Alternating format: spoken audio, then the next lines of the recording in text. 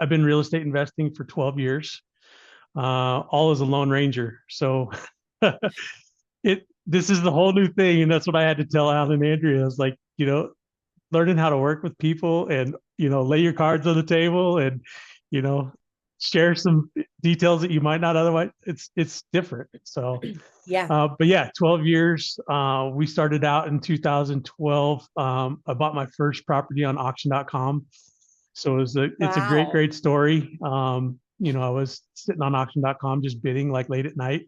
Yep. And it's a house down in Texas. It was 15 minutes away from my in-laws' house at the time. And we live in Colorado. And so I was buying a house at 16-hour drive away. And I just was clicking away and it just kept saying reserve not met, reserve not met. Long story short, you get to the end, it says, you won the bid. And it's Oh boy. You're like, uh-oh. $112,000 on a house that, 2-story stucco house in Texas, 2,100 square feet, had just been remodeled by Fannie Mae on a Wow. on a take back or whatever. And so it had two-tone paint, it had brand new carpet, it had, I mean, sight unseen, but I had at least some pictures. And Yeah. so that was my first purchase. I had to figure out how to tell my wife after that, but She wakes up, you're like, hey, by the way, honey, I bought a house last night. actually I waited until dinner and took her out to Olive Garden, right? So Oh, you're smart, Jeff. Very smart. so she Very can't smart. yell. At least she got a little loud, but it turns out it's the best investment I've ever made. And the house that I bought for 112,000 is now worth 330, and we've probably made the last 2 years we've made 60 grand a year off of it in Airbnb money, and it's amazing. Wow. So yeah, Good for very cool. you. That's a So great first story. so that was the first one, and we did one a year for 6 or 7 years. We were trying to do one a year for 10 years, and got to seven. Just decided long-term rents were not doing it for us, so we found Airbnb and short-term rental hosting. And so we turned as many of them as we could into short-term rentals, and we took a boot camp and learned how to do it, and started hosting for other people as well. So we were up to 15 Wow. Airbnbs that we were managing. She was able to retire from being a hairstylist, and I'm still working my W-2, unfortunately, but we'll get there. And Yep, so that's okay. that's kind of where we're at. Is right now we have seven. We got one in Birmingham, Alabama. We manage a bunch in Kansas City, Missouri. We have three in Texas. We have one in Colorado that we manage, and we have another couple that are just long-term rentals. So, That's gorgeous. I love that story. Good for you too. how about That you? Kind of your start journey. yeah, well, I think what really kicked me in the butt, I was a teacher for 25 Yep, years, and we experienced a wildfire that came through where we live I think I and heard this lost our story. Yeah, home. Right, you yeah, that probably was heard, and we lost our crazy home, story. and that really just opened my eyes, right? Like how quickly everything could be gone. We were fortunate enough to have insurance, and so we were able to pick the pieces up, but it's regardless of your insurance or not, it's still really hard, all the pieces of it. But I still was teaching and going through the things, and then I had a experience where I was threatened by a student, and I was like, what are you doing? Like, this is ridiculous. And so I took some time off, and I'm scrolling through social media, and of course social media can, knows what you're doing, right? And so all of these things keep popping up in my feeds, work from home, like leave your W-2. I'm like, yeah, that's the ticket. And a real estate mentorship, not sub two, but an actual mentorship popped up, and so I joined, and I'd already owned a rental property, but I didn't understand the concept. And I actually paid cash for it, and I own my home outright. And I thought, I'm in my 50s, so I'm from this era where, I'm like, if set. you have a mortgage, you are like winner winner, right? Then I get into investing, and I'm like, well, that was stupid. Of course, I've taken advantage of the equity in both properties, but Awesome. um, that kind of got me going, and I did what a lot of people do, and started wholesaling. And I was working with my friend Justin Tumanowski, and he was kind of mentoring me early on. And I'm like, dude, I hate this wholesaling thing, and I don't want a wholesaling business. And he's like, girl, what are you doing? You have a nest egg. Lend some money, like get started there, and buy properties from a wholesaler. Big deal. So I started lending, and my business partner, Pamela, and I connected through that original network, which was super cool. Like you, I was always on my own, right? I never thought I would have a business partner. And like you said, you start to partner with people. Yeah, some of the skeletons have to come out of the closet, right? And it's a little scary. You're like, by the way, but one of the things I found that's so cool is people absolutely love that, right? Pamela and I have a Zoom we do with women. I just actually hopped off that Tuesday mornings. And what we started that for is like, we're going to just be real and we're going to tell people about our mistakes. Love it. That's primarily what our calls are, is like walking through, hey, guess what? I just totally messed up on this. Guess what I learned? And it feels good to help people from our mistakes, right? Yep. So we kind of fell into the role of being connectors, and that's what we've done for the last year. We were totally shifting gears and changing focus on things because I think we came at that from more of a scarcity mindset. Like we needed to make money. We were trying to buy and hold more properties, but that doesn't happen overnight necessarily. Right. And I don't want to be a connector. Do I want to still lend? Yes. Do I want to continue to grow my education on being a lender and share that knowledge? Absolutely. But um, I've been very much just listening to, shifting that mindset to more of an abundant mindset and going, you don't have to do stuff just because you're afraid about not making money. Yep. And looking at what are the tools I have in my tool chest, right? Of course I want to be a full-time investor. Oh, and I, in the midst of it all, I left my W-2. But Cool. when I pause and go, okay, so you're doing this connector thing because you want to make money. But you also were 25 years in teaching. So you can go back into teaching, you can substitute teach, you can do things that maybe you love more than connecting and still make money, right? For sure. But that's kind of also opened up my thinking on what are other things that I've always wanted to do. And that's how you and I connected, was through RV parks. Awesome. Prior to getting into investing, we've always been RVers and campers. And I always thought, how fun, when I retire, I'm going to be a campground host. I'm going to bop around the country because I love to travel and be a campground host. Well, now I have this totally different perspective, and I'm going, no, I can own RV parks and bop around RV parks. That's right. And I'm also working on building a business where we can do mobile RV park setup for people. So people that don't have the flexibility to go to a park for a couple of months, That's sit awesome. there and get it set up. I want to offer that service. And Very cool. also like a secret shopper service, right? Yeah, for sure. Yeah. So I saw your post the other day. We're going to talk a little bit about underwriting, I think, RV parks, or even Raising just capital, underwriting, all that. yeah, the Yeah, whole for sure. thing. I'm really wanting to capture my journey into getting involved in RV parks and just sharing that with people, the good, the bad, the everything in between. And Love it. so meeting someone like yourself that's also kind of getting started in RV parks, I love that you're willing to share and just be open. So I'm going to stop talking. I want to hear about this deal you're looking at, and where you're at in the process, all that good stuff. Yeah. So I actually started out the RV park journey in Montana. And like many Okay. people Yeah, yeah, yeah. A lot of us. went to Yep. community camp, but heard the story and said, man, this thing makes 150K a year and you didn't have to come up out of your pocket for any money. And it's like, why not? Let's figure this thing out. Let's do it. Right. And the comment that Pace made, if there's one asset you can buy that you can quit your job tomorrow, it's an RV park. So it's like, yeah, maybe You're not like, my okay, let's entire go. job, but let's start with one and see how it goes. But yeah.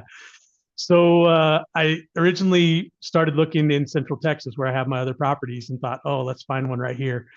Since we live in Colorado, it's, we're down there all the time. My daughter's going to Baylor. She just started Baylor as a freshman. So that's exciting, but Oh, that's that's kind of my exciting. why for having to earn the money now. I got to pay for tuition. So I got one going in next year. I'm like super stressed. yep. So that's my why. But thinking, if I did something close, then we can visit when we're down there, setting things up or, whatever. I can work remotely in my W-2 I love it. and all that stuff works. So I found one in Central Texas right by our other houses. And the guy's like, well, I'm just getting ready to take it off the market because it really isn't moving. And I don't, I'm not confident in the value. People are trying to lowball me and all this stuff. And so long story short, he has two parks. He has one in Fort Worth and one in Central Texas. And I was like getting ready to go, and I was like, "Yeah, let's go, let's go." And he was open to seller finance on some of it with some down payment, and then he started ghosting me. So that was the first entree into it, and I was like, "Oh well, I guess it wasn't meant to be." And so I That's just went on right. with life. That's And right. so then I found this other park, and it's 30 miles south of San Antonio, Oh, and going for 1,350,000, okay. 33 pads. And Wow. I was talking to Casey about this, and he says, "Well, what kind of makeup is the park? Because you can't really, you can go one direction easier than the other. And, if they're long term versus short term, transient people." So I started telling them about it. There's 18 park owned units that are rented on a month to month basis. They have Okay. 11 owner finance units on the park. They have, Wow. and then they have 5 that are just paying lot rent. Um, and so it's more of a long term park. And he was saying he kind of calls them trailer parks if they're long term Sure. rentals. Yeah, he was telling me Uh, that, right? He's yeah. like, I know So it they're has a RV negative parks if they come connotation, and but go all the time. If they're trailer sure. parks, if they can pick them up tomorrow and move, but they stay for months. And Yeah. then they're mobile home parks if they're really tough to move. So yeah, I guess by Okay. his definition, it's a I trailer like park. that. And but the good part about it was there's value add opportunity, right? So there's 3 additional acres in the back that are undeveloped. And Wow. so immediately there's value there buying all 5 acres with 3 undeveloped. And so the thought is, you could do storage back there. You could do a transient park and completely separate them front to back. You could do a lot of different Absolutely. things. Yeah, you could add a Um, multifamily or co-living or exactly. anything, Start adding amenities, whatever you want to do. right? So I think there's plenty of upside opportunity there. Their lot rents are really low compared to the surrounding parks. There's a ton of parks in the city. It's actually right next door to a park that has 100 spots. So there's Wow. some amenities that people can maybe take advantage of from the bigger park still, and by Okay. staying in our park still. So Oh, that's nice. and I wouldn't think the permitting would be all that difficult. If there's already a 100-unit park next door, ours is 33. We shouldn't have any problem growing it. So Right, right. so that's kind of the basis of the deal. And the wholesaler has been really, really strong armed on the negotiations. So they're not Oh, open to any kind of change in plans. They said it has to be a 30-day feasibility period. It has to be a 15-day or a 2-week close. It has wow. to be 30% down, and they won't take any negotiations on that. The owner wants 5% or something like that. So I thought, okay, well, I submitted an LOI first before I knew that. And it was a 90-day, 45 feasibility, 45-day close, kind of the Yeah. standard that you have for RV parks. And they're like, this doesn't work. This is not going to work. And I had in there in the clause that I was going to leave it open on the terms of the seller finance for the purchase agreement, because it's just a non-binding letter of intent, right? I mean, Yeah. come on, we're just agreeing that I'm going to buy it Talk from you for about it. this amount. We'll talk about the details. Yeah. But the wholesaler didn't want any of that. They wanted it short closed. They wanted all the details in the LOI on Wow. the terms and everything. So I got a little bit creative, and this was off of the call with Michelle and Casey and those guys, And Ashley, yep, and yep. Ashley, right? And they said, well, they said something about an escalating interest rate. I thought, oh, that's perfect. Yeah. So I knew the seller wanted somewhere around 5% or 5.5% or something like that interest rate on their seller carry. But I went in and I said, okay, the first 2 years, I want principal payments only, zero interest Oh, for the perfect. first 2 years, because I have to do things like individually meter the pads. I have to do Okay, things right. like possibly raise the rent. There might be some capex on deferred maintenance for these, park owned trailers, or whatever. Absolutely. So I did 2 years at principal payments only. I did 2 years after that at 4%, so I could kind of ease into it. He's And into it. then from there on out, I told him I'd pay him 7%. So a little bit higher interest rate on the back end, Perfect. but I've already paid down all that principal on the front. It Yeah. almost ends up being a wash for them if I carried it I did it on a 30-year AM. So Okay. 26 years at 7% after I've already paid off, the principal for the first 4 years. So we'll see what they come back with. It's been Okay. So radio you haven't heard silence. back I yet. sent it last night. And so it's been radio silence since then. And I think they're probably just sitting over there stewing because it wasn't in their instructions Oh and it my God. wasn't Right, explicitly right. stated. So I'm trying to do something different when, throw Oh, something in there, and we'll see what they say. But I did put in the actual LOI, the reasons I'm doing it. I would need to do in the individual meters. I need to do the deferred maintenance I on think the that's track. so smart. I need to do, and so I just put it all in the LOI and just said, this is why I'm doing it. And, hopefully you guys understand, and Yeah, we'll see what happens. So that's exciting. I want to ask you a question. So, for people that might watch this and are just also getting started, when you, I've heard a lot about the land that comes adjacent. Often parks have several acres. Obviously that's a huge piece to do your due diligence on that, right? To make sure it's actually permitted. that's right. Um, like, what's your process in that? Like, where does that play into your negotiations, right? Do you come out of the gate going, okay, I'm going to assume that I can use this, and that's where I'm making my negotiations. And then if I find out differently in my due diligence period, I'm going to have to come back to the table, or do you do it differently? I think that's a great point, and I hadn't even gone that far yet. So I'm Okay, jumping in yeah, with both feet. Kind I of love this. Yeah, ignorance is bliss, and that's right. uh, following the Pace Morby method of imperfect action, right? So I Yes. have not thought through all those things yet, but Yeah. thank you very much for bringing. No, just kidding. No, no, I no, thought I a know, of little bit about it. course. I was working under the assumption that I would be able to do something with it, Yeah, more than yeah, anything because it's directly adjacent to the other large RV park, yeah. but also because I have some contacts in the storage industry, and they would come if worst case scenario, they'd bring their lawyers in and help me develop the back of it for a storage facility. Okay, So perfect. that I kind of had that in my back hip pocket as something that I can do as a plan B Yeah, if the initial plans don't work out, don't work out. because the way that they develop their storage is they don't need any plumbing or anything like that. They just need electrical. So running utilities back there would be a kind of a Easy. no-brainer. And then you don't have to worry about plumbing or sewer or anything like that. So those are Right. usually the big problems with expanding stuff, is the water tap, the sewer, those kinds of things. So Those things, absolutely.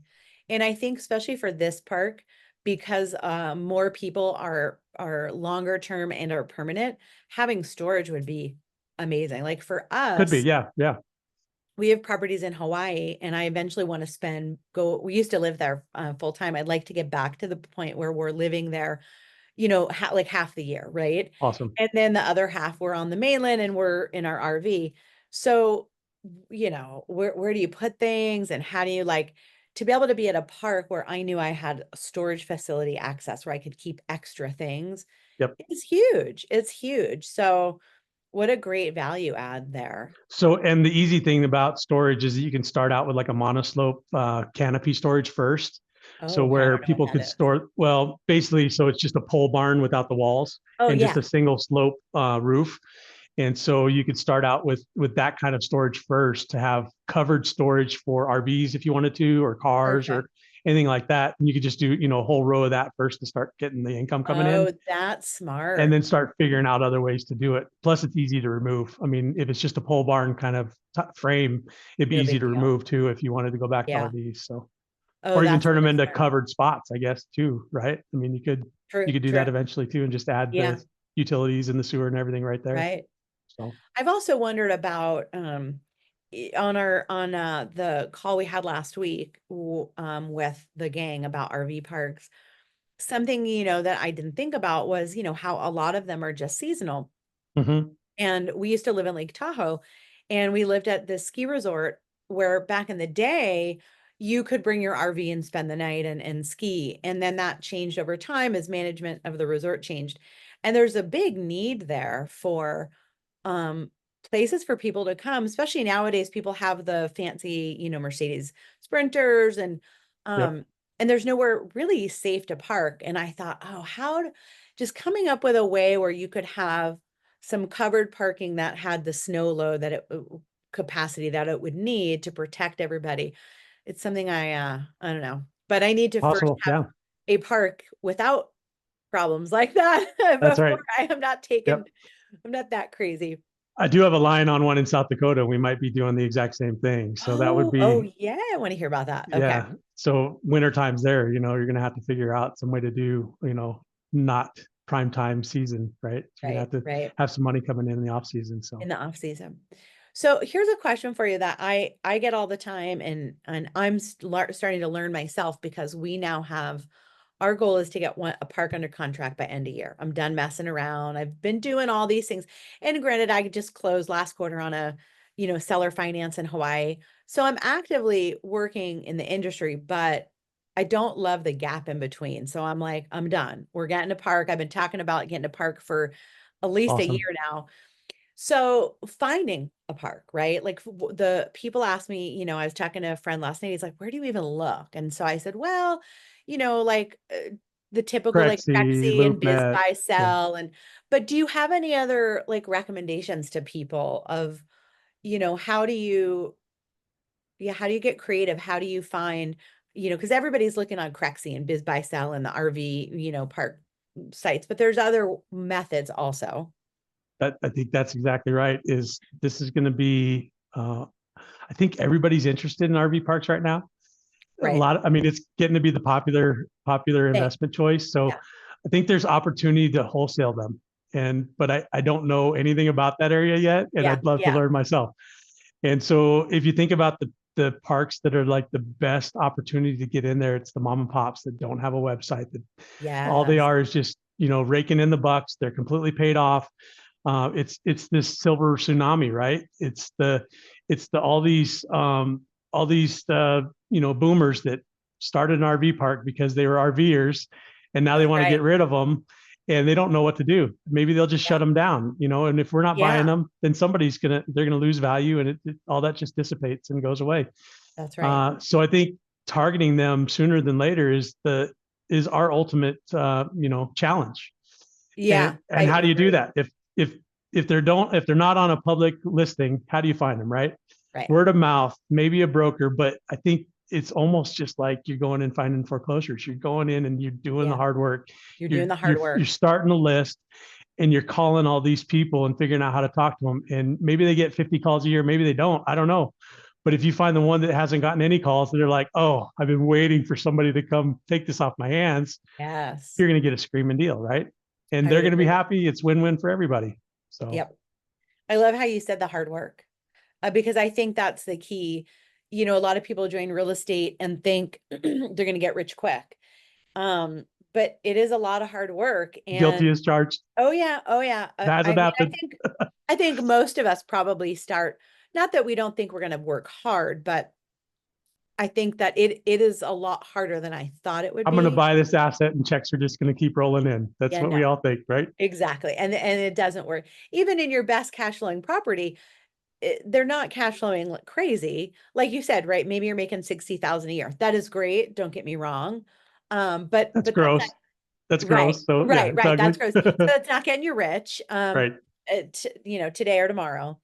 Um, so it is the hard work. And something else I think too can set you apart is, like you said, finding these older parks that are mom and pops, and they probably, like you said, they loved RVing, they bought a park, they probably did okay, right? They made a living, they had lived on site, but now they're ready to retire, and they weren't business people, right? Right. So they probably didn't run it Books as are shambles, whatever. the Yeah. books are shambles. They're not taking advantage of it the way it could be. And so coming in and honoring that all that work, right? And For honoring sure. this is their legacy. It literally is their legacy. It's probably for many of them all that they have.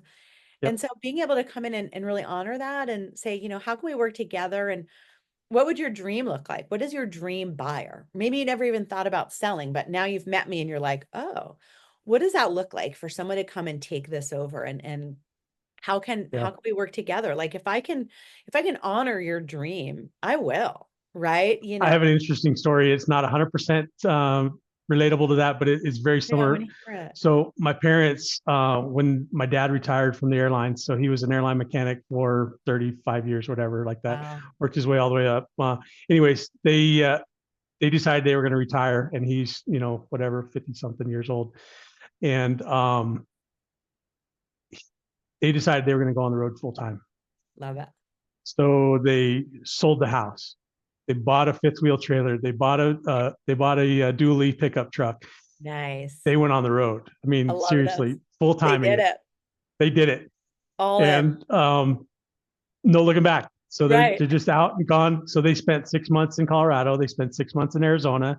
And then in between getting everywhere, they did all their sightseeing and went on their trips and went to Alaska and, did all the things. Wow. And so 10 years later, they're still RVing and we're moving out of our house. And I go, hey, mom, dad, I'm moving out of my house. I'm going to rent it out. Giving you first shot. Do you want to cover my mortgage and stay there, live there? Oh, no, no. We're full time in it. We're doing well. We're loving it. Um, okay, well, let me know if something changes. And so a week later, I get this call from them. They go, hey, Jeff, yeah, what's going on? Well, um, I think we're going to take you up on your offer. Really? What happened? What was the change? Yeah. Turns out they were each doing it for the other person. So they both thought the other person wanted to stay on the road full time. It was like, so they're giving up, they're just doing it because they thought the other person, they couldn't have Oh an my honest conversation God. between them about it. And finally they did. They're like, we're both ready. We talked about it. Oh my We're gosh. done full time in it. And they're getting older and they're Of losing stuff course, here and right. there, And but that's a lot, the driving and so yeah, yeah. and the And, wow. so uh, we moved out, they moved in all within the same weekend.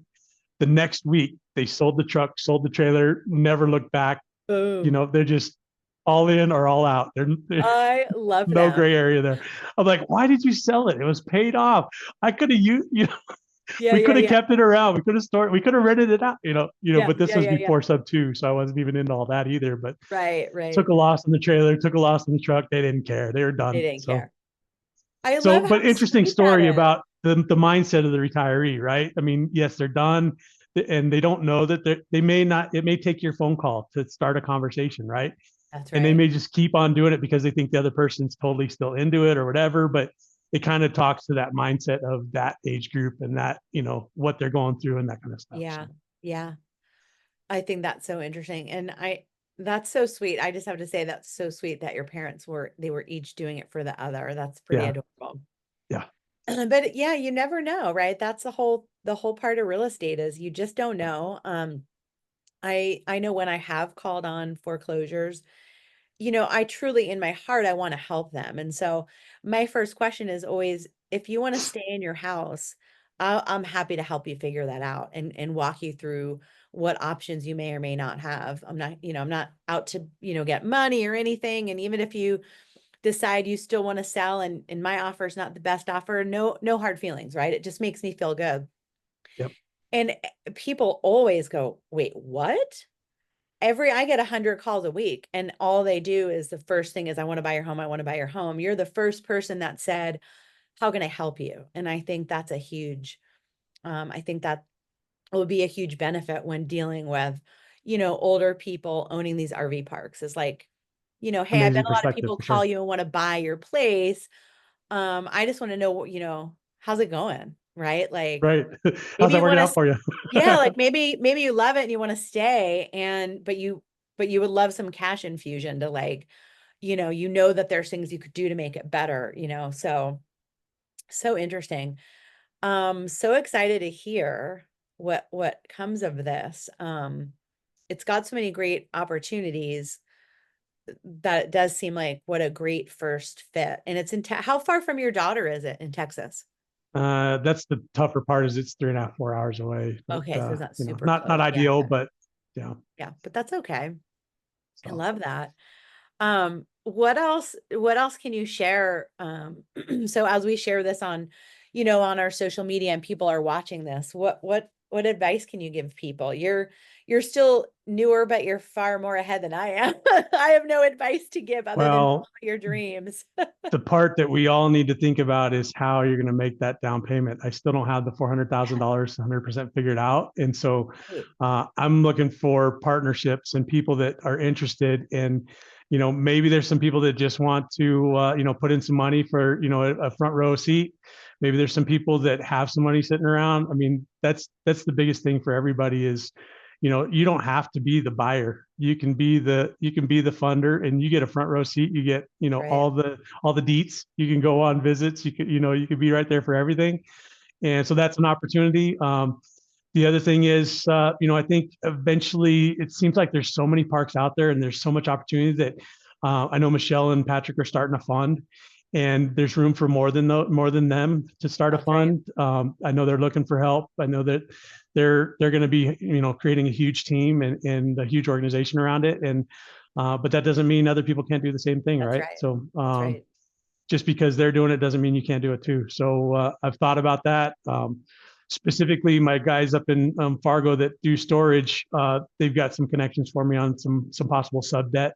So people that Nice. just they like to do like 3-year financing, and they'll put in a $400,000 and want 8 or 9%, and they just want the interest, and so they want to pay they want to give you 400 and they want 100 grand over the course of 3 years, Yeah. and you just send them their money back. And so there might be some opportunities there as well if I can figure out a good path on that, Yeah. to where we have a good repeatable business process here. So Right, right. I'm glad you brought up the funding because that's a huge part. And I think that is the thing that really makes people pause, right? They might go, oh, well, I'm passionate about this and I know I'd be good at it and it'd make me really happy. And then they stop when they realize, oh, oh maybe, wait, I got to come up with what? I right, gotta right. And find sure, there's deals out there where maybe you have very little, but I think that's unrealistic to, tire, whatever that phrase, park your park your horse to that or whatever right. the phrase is. But you do have to, funding is a thing. And I think for people just maybe interested, wanting to get going, I think that's a great opportunity to be a private money partner, to come in with some or all of a down payment and be able to have that front row seat and learn Yep. as you go. And then you can walk away maybe a year, maybe two later, get your return and go, okay, now I know. Maybe now I don't want to do that. Or Right. maybe now Exactly. oh my gosh, I'm so excited to do it. And I now know how to do it. Maybe you've built such a great relationship that you're like, Jeff, let's just roll those funds over. Let's do a park together, Right. you know? So Love there's it. so many opportunities, but I think with everything, the funding is a piece. That's why I am happy I got involved in private money lending really early on. I started to learn what those partnerships look like, and not being a lone wolf is huge, right? Because no one's going to give you money if they don't know you, That's right. right? But getting to know people, opening up, being vulnerable, building relationships that are really authentic is Yep. huge, right? Because that's how you get to know each other on a personal level and go, yeah, man, I like you. We totally vibe and I want to work together. And yeah, you need money for this project. Let's go, right? But Awesome.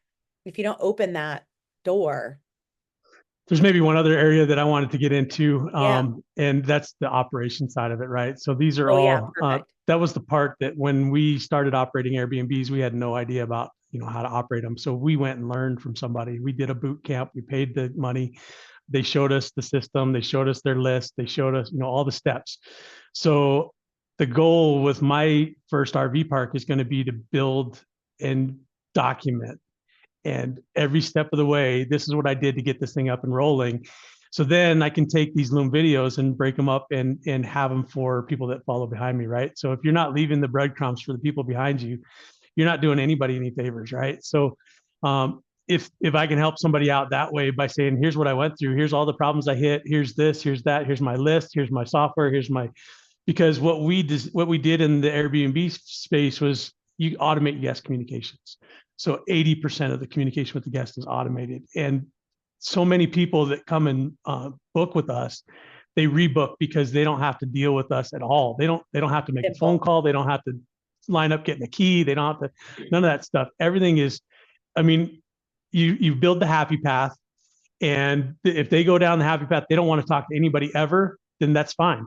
But then some people, message and they go, oh, what about this? And what about that? And then you send them a personal note and you say, hey, great. Thanks for your message. And that's where you can be hospitable and things like that. But most people these days with technology, they just Yeah. want it done. They want the Yeah. happy path, and they don't want to deal with somebody that asks 50 million questions, or they have to ask for, oh, well, what about the checkout instructions? Or what about this? Or what about Yeah. that?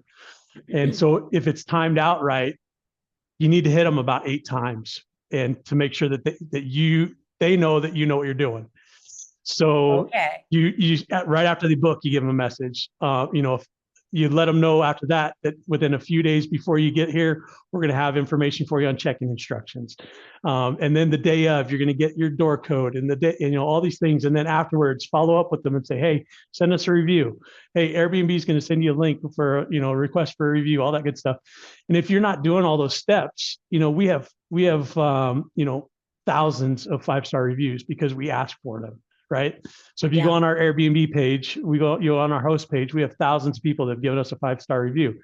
But if we didn't ask for it, maybe we'd have a half or a third. So, Right. You guys so are yeah, the doing same phenomenal. thing. What's that? You're going to do phenomenal because you can take that skill set from Airbnb and just plop it right over. That's the thought Yeah. anyways. No, it's going to happen that way. I'm not sure all the systems exist the same way they do for Airbnb, but certainly if they don't, then we can build it. Right. I mean, I know what it takes. I know what's That's there. right. That's right. And then you find a good integrator and you find, so. And you just, yeah, I know. And I think, like you said, this is becoming a more popular strategy, especially as people are gearing away from Airbnb. I think this is a good streamline from being an Airbnb owner manager into similar. Yep. So there's going to be a Still need. hospitality. It's still hospitality, right? And there's going to be a big need for systems, more upgraded systems as more new people start to buy park. So, and it's Yeah, the same thing you because said about the funding. yep. Even though other people are building funds, it doesn't mean there's still so much room. There's so many parks out there. My gosh, There are Yeah. thousands and thousands. Yeah. So a guy I work with is a full-time RVer, and he works out of his RV, and so he was giving me all the things he looks for, right? So he's always going around trying to find, parks to have. He wants the website where he can see the rates before he books. He wants to know if they have any availability before he books. He wants to know, who else is around. He wants to know how to pull in and park. All these things. So I'm like, Yeah. taking notes. Yeah. Noted. And then he showed me the website that he goes on, and there are thousands and thousands of parks out there. And it's like, you just click on them and you go, oh, no website. That's a good one to call. So That's right. I like that idea. I think those are the parks I think that I want to focus on more, is those small mom and pops. And, how can I help keep this dream of yours alive, but revitalize it at the same time while still honoring, what you had in mind. And seeing them, they've worked hard. I mean, being in that industry, any type of hospitality industry, if you've worked in hospitality, it's you know, hard. it's It's work. hard. It's hard. And it's a labor of love. And so they've worked really hard, right? And they built this park in a generation and an era without technology. Like us coming in, it's so going to be so much easier to manage the guests and the bookings and all the pieces because we have technology on our side. Yep. They didn't have that. They worked even harder than we will. So That's right. yeah, I love that. I'm so glad. I'm glad we got to connect and talk. And you got any other nuggets you want to share before we Not wrap? I yet, mean, but that was hopefully a I'll hear lot. something soon. I want to keep up with you, Jeff. And Part 2 coming soon. yeah.